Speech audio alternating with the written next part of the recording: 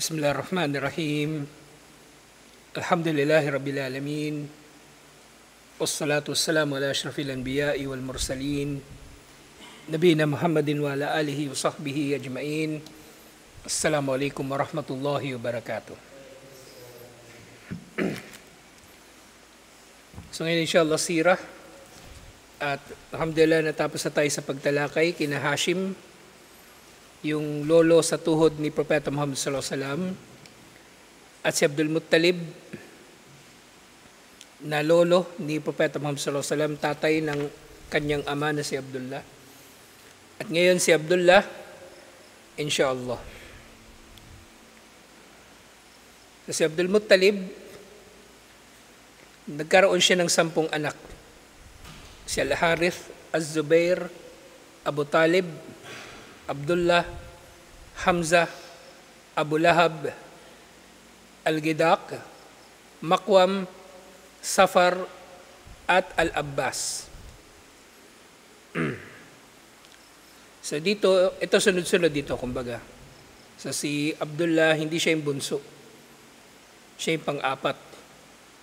At si Hamzah, na uncle ni Propeta Muhammad sallallahu alaihi wasallam, mas bata kay Abdullah. At sinasabi na mga ilang taon lang ang agwat ni Propeta Muhammad sallallahu alaihi wasallam at ni Hamzah. Kasi itong 10 na ito magkakaiba ng ina, magkakaiba sila ng nanay. So maaring yung natitira pang mga anak ay halos magkakasing edad din. So si Hamzah, mga 3 taon lang yung tanda niya kay Propeta Muhammad sallallahu alaihi wasallam. Si Al-Abbas, mga 1 taon lang, ganun o ilang buwan. Si Abu Jahal, halos magkasing edad lang sila ni Propeta Muhammad sallallahu alaihi wasallam. Kaya tataka ko dun sa dun sa Omar series din. Bakit dun sa Omar series, parang matanda na si Abu Lahab doon. Pati si Abu Jahal, matanda.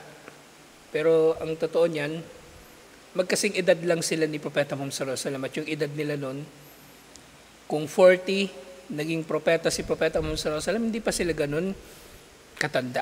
Hindi pa sila ganun katanda.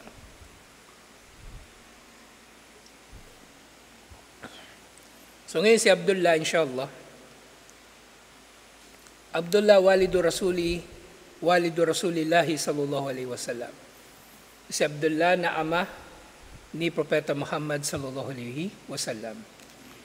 Ummuhu Fatima bintu Amr bin Aid bin Imran bin Makhzum. So yung nanay ni Abdullah na asawa ni Abdul Muttalib, kasi maraming ang asawa si Abdul Muttalib. Yung nanay niya ay si Fatima, na anak ni Amr, na anak ni Aid, anak ni Imran, anak ni Makhzum. At ang Makhzum na ito yung Makhzum ni na Abu Jahal, yung ninuno ni na Abu Jahal at ni na Khalid bin al-Walid. At sinasabi, wa kana Abdullahi ahsanu awlad Abdul Muttalib.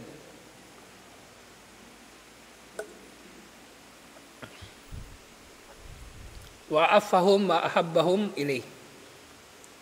Si Abdullah raw ang pinakamatalino na anak ni Abdul Muttalib at pinakadalisay, at dahil dito siya ang pinakaminamahal na anak ni Abdul Muttalib. Si Abdullah ang naging pinakaminamahal o paboritong anak ni Abdul Muttalib. Alhamdulillah. Wa huwa ad-dhabih. So siya rin yung tinatawag na ad-dhabih. Dhabih, ibig sabihin katayin. Mula doon sa dhabaha, yadbahu, dhabih, madbuh. So ito dhabih, na ito ay mubalaga, kumbaga isang uri ng pag-express ng mga salita sa wikang Arabic, na siya yung, sa mga anak ni Abdul Muttalib, siya yung dhabih, kinatay o inialay.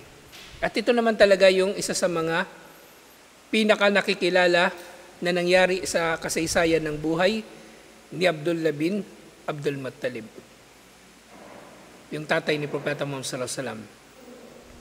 At matatalakay din natin kung bakit gano'n at ano yung significance nung nangyari na yon hanggang sa panahon natin ngayon sa umma ni Propeta Muhammad sallallahu alaihi wasallam. Wadhalika anna Abdul Muttalib lamma tamma abna'ahu asyara. Ito ay dahil nang naging 10 ang anak ni Abdul Muttalib, kasi namanata siya na kapag nagkaroon siya ng 10 anak, ay kakatayin niya ang isa sa mga ito. Wa arafa annahum yamnaunahu akhbarahum binadrihi fa'ata'u. Nang nalaman ito ng mga tao, gusto nilang pigilin si Abdul Muttalib nang nalaman nilang tungkol dito. Si Abdul Muttalib din yung nagsabi sa kanila. At gusto nilang pigilin si Abdul Muttalib, pero nang nalaman nila na ito ay panata ni Abdul Muttalib, ang mga tao ay nakiisa sa kanya. Nakiisa kay Abdul Muttalib, nakakatayin nga niyang isa sa kanyang mga anak.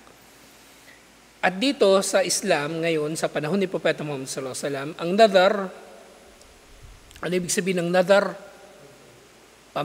Panata. Ito yung panata, yung nadar na kumbaga nangangako ka kay Allah na tutuparin mo ang isang pagsamba. At merong nadar na hindi mainam, yung nangangako ka kay Allah na gagawin mo ang isang pagsamba bilang kondisyon o na may kondisyon na kapag natupad ang iyong gusto. Yun ay makruh na nadar. Yung nadar na katanggap-tanggap, yun yung nadar panata na walang kondisyon. Basta gagawin mo lang para kay Allah. Na namanata ka na sa loob ng isang buwan, mag-aayuno ka ng Monday at Thursday, yun ay tutuparin. At kapag hindi natupad, meron tinatawag na kafaratul yamin. Yung kafara, o kafara lang, hindi kafaratul yamin, yun yung sa panunumpa. Pero doon sa nadar, meron siyang kafara na matatalakay pa natin inshallah. At syempre kabilang sa kafara nito yung pagtupad mo sa iyong nadar o pamamanata kay Allah. Yung kafaratul yamin, yun yung kapag nanumpa ka at hindi mo tinupad. Nanumpa ka at hindi mo tinupad. Meron itong pag-aayuno ng 3 araw at pagsasadaka na inshallah matatalakay pa natin. Fakila, so sinabi, innahu akra'a bainahum ayyuhum yanhar. At ang ginawa ng mga tao ay kumuha nga sila ng palabunutan na bala ng pana, yung palaso. At mula doon ay matutukoy nila kung sino ang kakatayin sa mga anak ni Abdul Muttalib. Fataratil Qur'a ala Abdillah. At ang pagpili ay tumuro kay Abdullah. Yung Qur'a, ito yung Arabic ng palabunutan, Qur'a. Alif, Lam, Qaf, Ra, Ain, at Taul marbuta. At pinahintulutan ng ilan sa mga uri ng Qur'a hanggang sa panahon natin ngayon. Basta ito ay walang pusta, hindi ito sugal. Kung ang Qur'a ay sa layunin na makarating ang mga tao sa desisyon, pwede. Walang problema. Basta hindi ito gagawing sugal. Basta hindi ito gagawing sugal, hindi ito gagawing pustahan, pwede. Actually, sa sira, may bahagi nung panahon ni Propeta Muhammad sallallahu alaihi wasallam na pinahintulutan yung pagpusta. Pero kalaunan ito ay pinagbawal lahat-lahat kasama ng maisir o sugal. Nababanggit doon sa tafsir ng Suratul Rum, yung Gulubatul Rum, na nang natalo ng Persian Empire, yung Byzantine Empire, At sinabi ni Allah sa Quran na mga ilang taon lang ay mananalo ang mga Romano, ang Byzantine Empire laban sa mga Persiano. At nagkaroon ng pustahan sa pagitan ni Abu Bakr Siddiq at ng isang Hudyo. Nagkaroon sila ng pustahan. So ito ay nangyari noon at ibig sabihin pinahintulutan ito noon. Tapos ito ay kalaunan na ipinagbawal na kasama nung iba pang sugal at syempre kasama yung alak ng ibinaba ang aya sa pagbabawal sa lahat ng ito. So yung Qur'a, ito ay palabunutan. So yung palabunutan dito na ginawa, nung first time ko marinig itong lecture na ito, akala ko yung bala ng pana, paikutin nila tapos tuturo kung kay Abdullah o doon sa mga kamelyo na kakatayin. Pero dito muna, kung sino sa 10 anak, di ba? Pero hindi pala. Ang ginawa nila kasi, dito sa Quran na ito, merong 10 bala ng pana na magkakaiba ng haba. At yung pinakamaikli, madalas ganun yung ginagawa. Yung pinakamaikli, yun ang nabunot, ibig sabihin. Yun ang nabunot. So, ganun nila ginawa yung pagpapalabunutan nito sa pamagitan ng palaso o yung bala ng pana.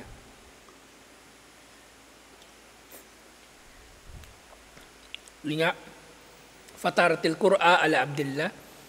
Si Abdullah ang tinuro ng Qur'a, ng palabunutan. Wa kana ahabban nasi ilayhi. At si Abdullah sa lahat ng tao, siya ang pinakaminamahal ni Abdul Muttalib. Faqala, at sinabi, dinala daw nila ni Abdul Muttalib at ng Quraysh si Abdullah doon na nga sa Kaaba para siya ay katayin. Pero pinigilan siya ng Quraysh. At ang Quraysh ay nag-offer na magbibigay sila ng 10 na kamelyo bilang kapalit ni Abdullah. Magbibigay sila ng 10 na kamelyo bilang kapalit ni Abdullah. So ba'akra bainahu wa bainal ibil fataratil Qur'a ala mi'ati ibil. So actually itong palabunutan na ito sa pagitan ni Abdullah at nung mga kamelyo, 10 ulit na nangyari. Sa tuwing ang binubunot nila, lagi nabubunot si Abdullah. At tuwing ang nabubunot si Abdullah dahil ayaw ng Quraysh na katayin o makatay ni Abdul Muttalib si Abdullah, dinadagdagan nila ng dinadagdagan yung kamelyo hanggang sa ito ay maging 100. Hanggang sa ito ay naging 100. Ibig sabihin, nung 100 na yung camel, saka lang na bunot yung camel na sila na yung kakatayin at hindi si Abdullah. At dahil doon ay tumigil na sila sa pagpapalabunutan kung kakatayin pa ba si Abdullah o yung mga kamelyo. Kaya kinatay nila yung mga kamelyo na 100. Na dito sinabi, fadarabal kadah, fakharajal kadh ala Abdullah. Wa akhadahu Abdul Muttalib, wa akhada syafara, thumma aqbala bihil Ka'bah, liyadbahu, fayamna'uhu Quraysh. Wala siyama akhwaluhu min Bani Makhzum wa akhuhu Abu Talib. So nga pinipigilan sila si Abdul Muttalib ng Banu Makhzum, yung mother side ni Abdullah, at ni Abu Talib, yung kapatid ni Abdullah, yung nakakatanda niyang kapatid. Ay teka, si Abu Talib, pangilan ba si Abu Talib? Pangilan si Abu Talib? Pangatlo. So mas matanda si Abu Talib nga kay Abdullah. So kasama siya dun sa mga pumipigil kay Abdul Muttalib. Kaya nga nung nangyari na finally na ituro si Abdullah o finally na ituro yung mga kamelyo ay tuwang-tuwa ang Quraysh at ang 100 na kamelyo na ito ay kanilang kinatay at kinain ito ng mga tao at ng mga hayop. So, fanaharat thumma turikat, so kinatay lahat ito. Wala yuraddu anha insanun wala saba. At walang sino man ang hindi nakakain nito, tao man o hayop. Ibig sabihin lahat sila nakinabang. Wa kanat ad-diya fi Quraishin wa fil Arab asharam min al-ibil. Noong panahon na yon, ang diya, ano yung diya? Blood money. Kapag nakapatay ka, actually yung diya, sinasadya man o hindi sinasadya, option ang diya. Option ang blood money. Kasi ang mangyayari, bawa nakapatay ka, irrelevant mo na kung sinadya mo ba o hindi sinadya. Kasi sa korte ng tao, magkaiba yung homicide sa murder. Mas mataas na kaso yung murder kasi murder, may intention ka na pumatay. Yung homicide, maaring aksidente lang, maaring hindi mo sinasadya, o gusto mo lang paluin pero namatay, yun homicide yun. So dun sa pag may namatay, so dahil sa kisas, yung kisas, ibig sabihin ng kisas, parusa sa parehong kaparaanan. Kung ikaw ay nakapatay, papatayin ka rin. Ngayon, kung yung pamilya nung napatay mo ay magpipilit na ikaw ay maparusahan ng parusang kamatayan, kahit meron kang pambayad ng blood money, walang silbi yung pera mo. Bibitayin ka talaga o pupugutan ka ng ulo. Ngayon, kung gusto nila ng, kumbaga, ito yung paraan nung kumbaga pag-aareglo, kung gusto nila, so saka ka lang pwedeng magbayad ng diya. Saka lang pwedeng magbayad ng blood money. Ganun yun. Kaya nga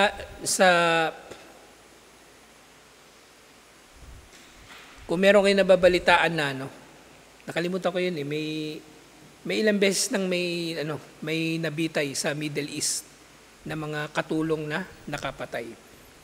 So sila ay napatawan ng parusang kamatayan dahil yun talaga ang gusto ng pamilya. Ang pamilya kasi talaga ang magdidesisyon kung gusto ba nila ng blood money o gusto nila na mapatawan ka ng parusang kamatayan. Si Sara Balabagan, yung isa pa, pumayag yung pamilya nung napatay niya na magbayad sila ng blood money kaya hindi siya napatawan ng parusang kamatayan. So dito yung pamilya, yung magdidesisyon kung gusto ba nilang tumanggap ng blood money o hindi. Hindi yung korte. Hindi yung korte. So yun yung isa sa mga malalaking pinagkaiba ng criminal justice system sa Sharia at yung criminal justice sa batas ng tao. Lalo na kung ihambing sa konstitusyon natin sa Pilipinas. So 10 yung katumbas na diya, 10 kamelyo para sa blood money.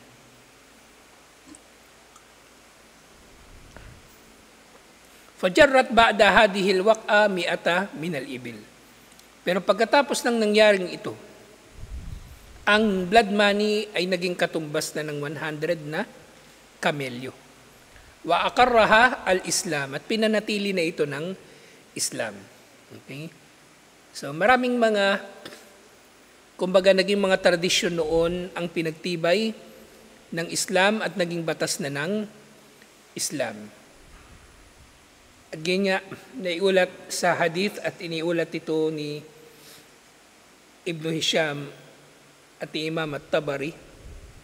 Sinabi, Ana Ibn al-Dhabihain, ako ay anak ng 2 kinatay. Nang tinutukoy dito na 2 kinatay, yani Ismail alayhis salam wa abahu Abdullah. Si Ismail alayhis salam na anak ni Ibrahim alayhis salam at ang kanyang tatay na si Abdullah. So 2 sila. na pareho na hinangad ng kanilang mga ama na katayin. Si Ibrahim alayhis salam dahil sa utos ni Allah syempre, at si Abdullah naman dahil sa panata ni Abdul Muttalib. Syempre, malaking pinagkaiba nito. Si Ibrahim alayhis salam ay propeta at sugo ni Allah na inutusan ni Allah na gawin ang pagkatay bilang pagsubok sa kanya.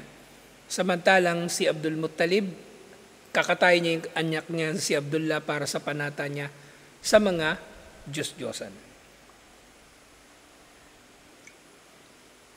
At nababanggit pa nga sa mga ulat na ang pag-aalayan talaga ni Abdul Muttalib kay Abdullah ay yung pinaka-pinunong Diyos ng Quraysh. Sino yun? Bukod kay Allah, meron pang mas mataas. Yun ay si Hubal. Yung dala ni Amr bin Luhay al-Khuzai. Yun yung kumbaga naging pinuno nilang Diyos. Sina Allat, Al-Uzza, kumbaga may mas mataas pa sa kanila. Yun na si Hubal. Waqtara Abdul Muttalib liwaladihi Abdullah Aminah bint Wahab bin Abdi Manaf bin Zahra bin Kilab. At yun na nga, nung kinatay, kakatayin sana si Abdullah, so nakaligtas siya doon. At makalipas lang yung ilang taon, si Abdul Muttalib ay pumili kay Aminah, na anak ni Wahab bin Abdi Manaf bin Zohra bin Kilab, bilang asawa ng kanyang anak. So si Abdul Muttalib yung namili ng mapapangasawa ng kanyang anak. So itong tradisyon na ito ay matagal ng tradisyon na yung magulang ay mamimili ng mapapangasawa ng kanilang anak. Nabago na lang siya ngayon kasi nagbago na yung panahon, naging liberal na yung mga tao. Kaya kung mababalitaan natin sa mga Maranao, Maguindanao, parang kakaiba na siya tingnan. Pero actually, hindi ito kakaiba. Kahit sa mga Inchik, kahit sa mga Kastila, kahit sa ibang mga lahi, pwedeng nangyayari ng magulang ang namimili kung sino ang gusto nilang mapangasawa ng kanilang anak. Matagal na itong tradisyon ng mga tao sa pangkalahatan. At itong si Aminah, na siyempre siya na nga yung nanay ni Propeta Muhammad sallallahu alaihi wasallam, Abuha Sayyidu Bani Zahra, nasaban wa syarafan. Ang tatay ni Aminah na si Wahab, siya ang pinuno ng angkan ng Zahra. Kung tutuusin ang kanyang karangalan at ang kanilang angkan. Fazawwajahu biha, at ikinasal nga ni Abdul Muttalib si Abdullah doon kay Aminah. Fabuniya biha Abdullah fi Makkah. At doon sa Makkah, doon na nga sila nanirahan. O doon na sila, kumbaga, ikinasal. Doon na sila ikinasal. At pagkatapos nito,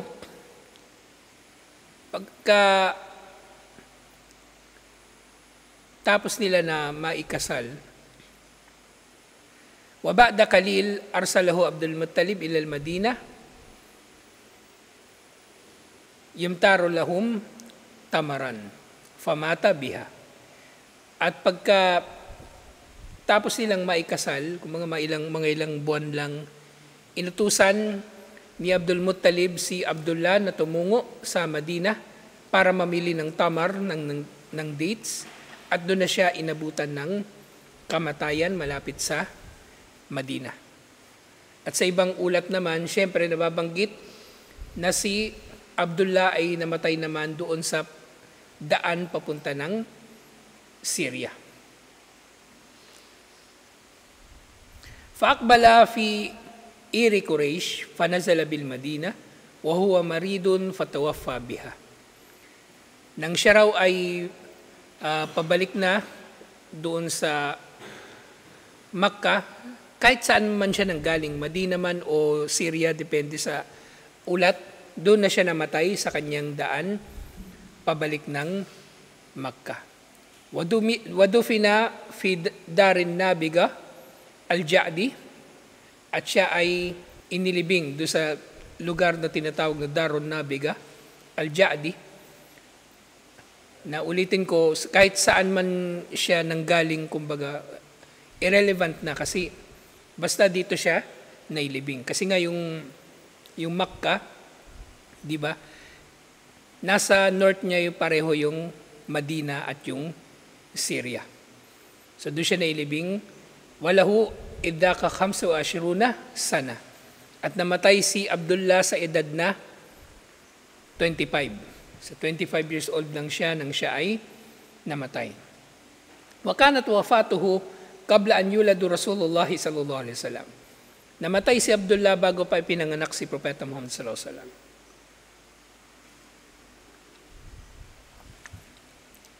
Wa bihi yaqulu aktarul mu'arrikhun, at tungkol dito sinasabi ng marami sa mga historian, bal tawaffiya ba'da maulidihi bi shahraini aw akthar. Pero may mga nagsasabi rin na namatay si Abdullah 2 months pagkatapos na ipinanganak si Propeta Muhammad sallallahu alaihi wasallam. So merong iba't ibang mga ulat. At nang nalaman nga ni Amina ang balita ng kanyang kamatayan, ng kamatayan ni Abdullah, siya ay nagluksa. Siyempre katulad din ng pagluluksa ng mga babae nung panahon na iyon. At si Abdullah, nang siya ay namatay, ay konti lang yung kanyang yaman na naiwan. Kamsatu ajmal, 5 kamil, wakit atu ganam, ilang mga kambing, wajariyatun habashiya, ismuha baraka, wa kunyatuha Ayman. At meron din siyang naiwan na isang babaeng alipin na mula sa Ethiopia, mula sa Habasya, ng pangalan ay Baraka o Ayman. Ayman yung palayaw niya. Wahiya hadinatu Rasulillahi sallallahu alaihi wasallam. At siya kalaunan din ang nagpadede kay Propeta Muhammad sallallahu alaihi wasallam. So ito yung tungkol kay Abdullah bin Abdul Muttalib. Konti lang yung detalye tungkol sa kanya. So, ibig sabihin, yung katulad nga ng binanggit natin nung nakaraan, nang dumating si Abraha doon sa Makkah, maaring wala doon si Abdullah, kaya hindi siya nababanggit doon sa kasaysayan nung pagdating ng hukbo ng mga elepante doon sa Makkah. Kasi nga, ang pagdating ng mga elepante, ayon doon sa mga ibang historian, nangyari ito 55 days bago ipinanganak si Propeta Muhammad sallallahu alaihi wasallam. So nangyari ito sa buwan ng Muharram. So yung kapanganakan ni Propeta Muhammad sallallahu alaihi wasallam ngayon Rabiul Awwal, na sineselebrate ngayon ng mga ligaw na sekta. Pero yun nga, hindi ito dapat na i-celebrate dahil ito ay hindi naman ipinagdiwang ni Propeta Muhammad sallallahu alaihi wasallam. So titingnan natin yung nangyari doon kay Abdullah. So pagkatapos ng kasal nila, inutusan siya ni Abdul Muttalib na tumungo ng Madina para bumili ng dates, at doon na siya inabutan ng kamatayan. Ibig sabihin, sa mga panahon na yon, 55 days bago na pinanganak si Propeta Muhammad sallallahu alaihi wasallam, maaring wala nga doon si Abdullah. Doon na siya inabutan ng kamatayan sa iba pang lugar. Yung sunod na topic